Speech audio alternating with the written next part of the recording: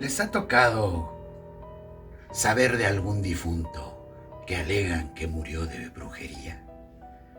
En esta historia que les vamos a contar, tenemos un ritual muy famoso. ¿Ustedes se saben alguno?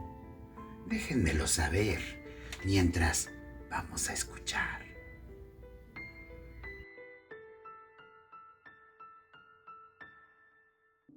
Muy buenas noches. Yo les comparto mi historia. Esto sucedió hace muchos años, cuando yo tendría unos 17 años. Falleció mi padre. Entonces, pues, regresándonos hasta ese tiempo, mi padre trabajaba en una oficina, como cualquier otro oficinista, haciendo un trabajo monótono, pero tenían muy buen ambiente de trabajo, por lo que se pudo ver. Al tiempo, contrataron una secretaria nueva. Esta secretaria empezó a, pues digámoslo, que a pretender a mi papá. En ese tiempo obviamente nadie de nosotros sabíamos nada. Esto se supo con el tiempo. Pero de acuerdo a cómo tenemos la historia registrada, esta mujer se encaprichó con mi padre. Y empezaron pues una relación aparte.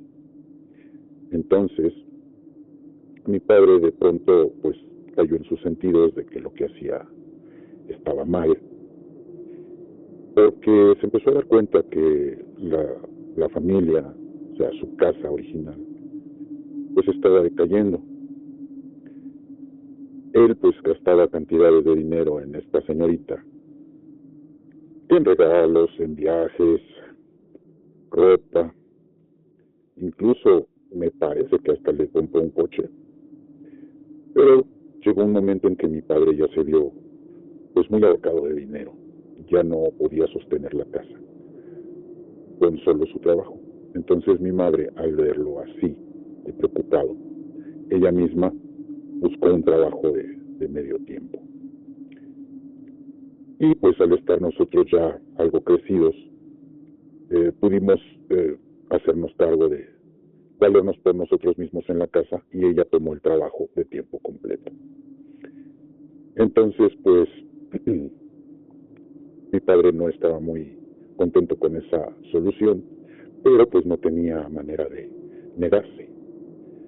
Entonces mi madre optó por trabajar tiempo completo al cabo de unos meses, y entonces notamos que mi padre como que empezó a cambiar. No sé si fue porque ya se sentía más aliviado de gastos o qué pasó, pero un día, llegando yo de la secundaria, me encontré a mi padre sentado en la sala con esta señorita, a la cual me presentó como su secretaria.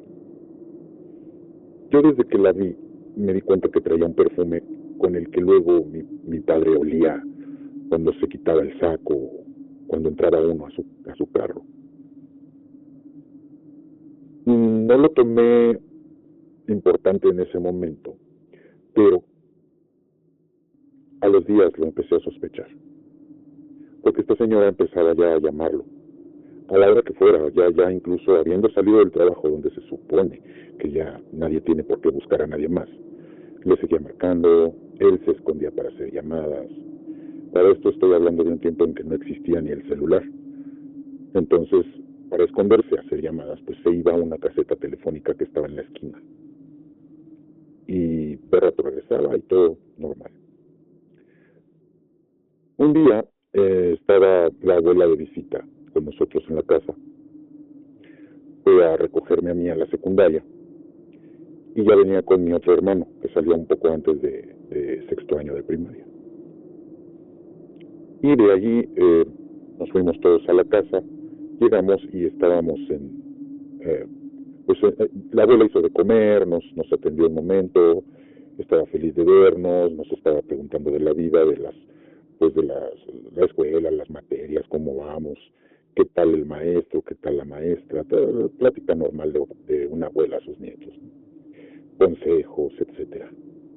Entonces, recuerdo muy claro que se empezó a escuchar un sonido como de un ave, como de un pájaro, pero no de un pajarito que canta, era un graznido, como un cuervo, algo así.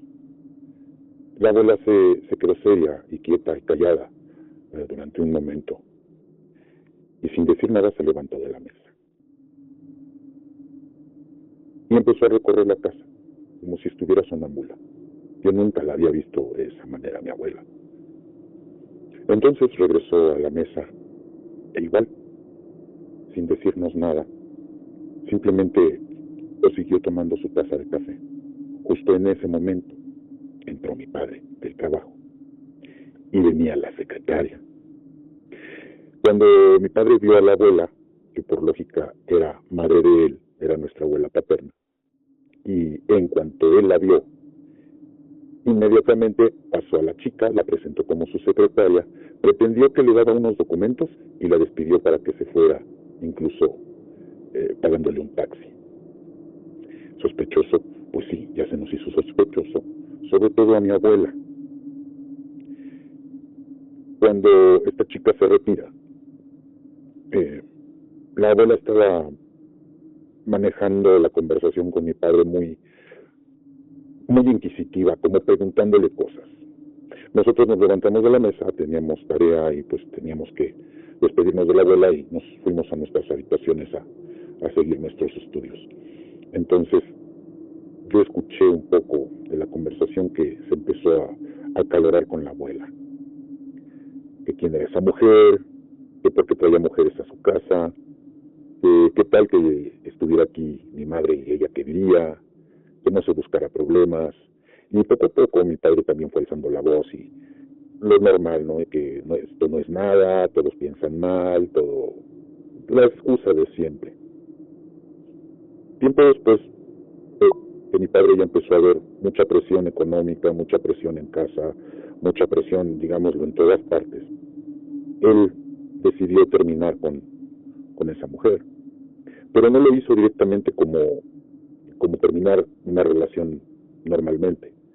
Se dedicó a buscar un trabajo en otro lugar, obviamente tratando de buscar una mejor economía, un mejor salario. Solicitó el trabajo y al solicitarlo lo aceptaron de inmediato. Él de pronto llegó a su trabajo, extendió su renuncia, arregló inmediatamente su finiquito para ya no tener por qué regresar. La cuestión es de que no se despidió de esta mujer, de acuerdo a lo que supimos. Pero al tiempo, y mi madre, en la total ignorancia de todo lo que pasaba, empezó a notar que mi padre tenía pesadillas por sus noches. Y estas pesadillas, después de haber dejado el trabajo, venían casi siempre acompañadas de una llamada telefónica, ya directamente al teléfono de la casa. Porque repito, en aquel momento no habían celulares, era el teléfono normal de la casa. Llamadas a las 11, a las 12 de la noche, a las 2 de la mañana, a las 3. Y muchas de las veces, si contestaba mi madre, nadie respondía.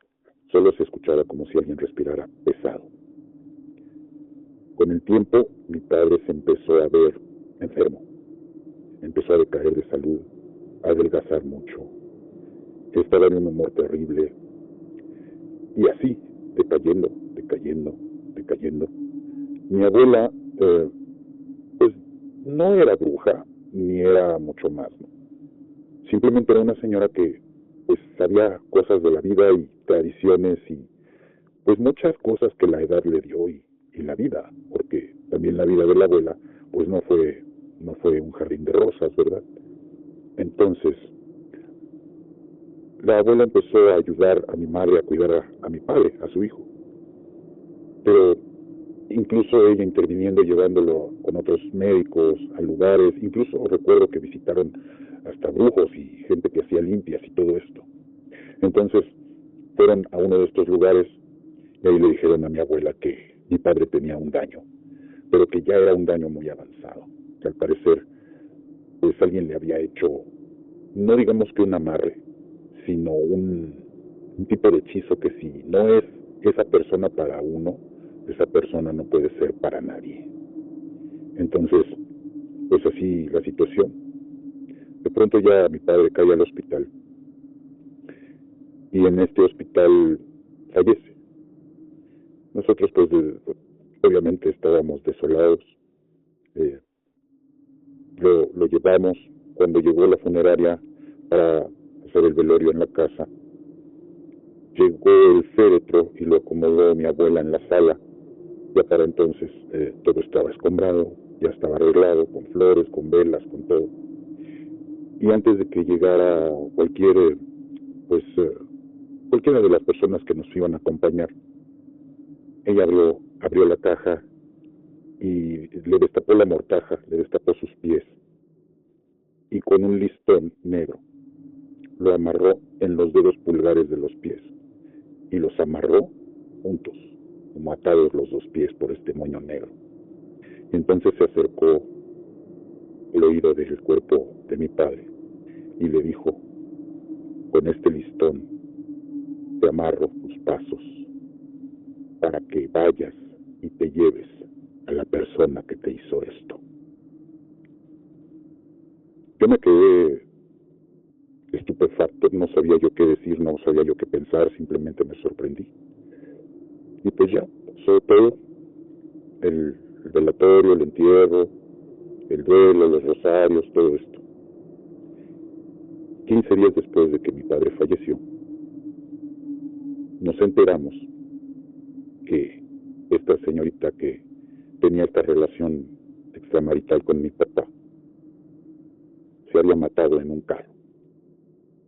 Por eso supimos que tal vez mi padre le compró ese carro a ella. Era un carro que no correspondía con lo que ella ganaba en la empresa y al parecer era el último modelo de aquel tiempo. Entonces dedujimos y nos dimos cuenta porque ella chocó justamente en la esquina de nuestra casa a la caseta telefónica donde mi padre se iba a llamarla cuando se escondía. Esta es mi historia y espero que les haya parecido, o si ustedes conocen algún caso de estos, porque a mí me tiene todavía hasta la fecha con muchas interrogantes, muchas preguntas. Gracias al Conde Murad. ¿Qué les pareció la historia? ¿Se saben ustedes algún tipo de ritual en el que se puede castigar a quien te hizo la brujería? Ponlo en los comentarios. Hasta la próxima historia, amiguitos.